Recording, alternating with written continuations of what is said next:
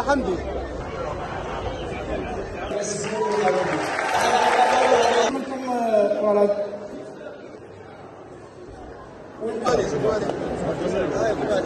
طالبة جيت من فرنسا على جال باش نحضر الافتتاح. البارح كان افتتاح رائع، واليوم نكملوا مع الفيلم. عنده 5 سنوات تحضير من 2017 للعربي بن مهيدي، وهذا شرف ونعتز بتاريخ الجزائري في مدينة عنابة. المهرجان مهم جدا، احنا فخورين لأن عنده بزاف ما حبس هذا المهرجان، والآن جاب أفلام. يشرفني جدا حضور هذا الافتتاح اليوم الثاني، خاصة حضور فيلم المرحوم الشهيد بن مهيدي لأول مرة عرضه في عنابة، وهذا يشرفنا جدا. واليوم قد جاءت فرصة جديدة حتى أشاهد هذا الفيلم التاريخي، وأتشرف أيضا بمشاهدته مع الجمهور العنابي الذواق. يعني عنابة لها الشرف بهذا المهرجان،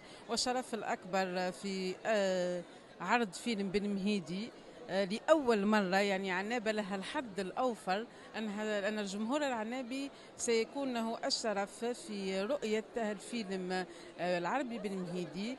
رانا فرحانين المتواجدين هنا وباش نشوفوا الفيلم تاع طوري تاع العربي بن مهيدي بكل سرور، يعني بكل تشويق. رانا متشوقين باش نتفرجوا هذا الفيلم العربي بن مهيدي. كما تعلم طبعته الأولى في المسرح الجهوي عنابة وفي الفيستيفال بحر الأبيض المتوسط.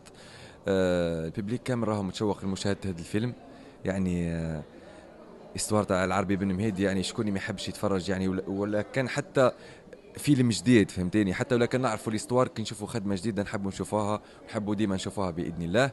جيت اليوم نتعرف على العربي بن مهيدي كشهيد من شهداء الثوره الجزائريه.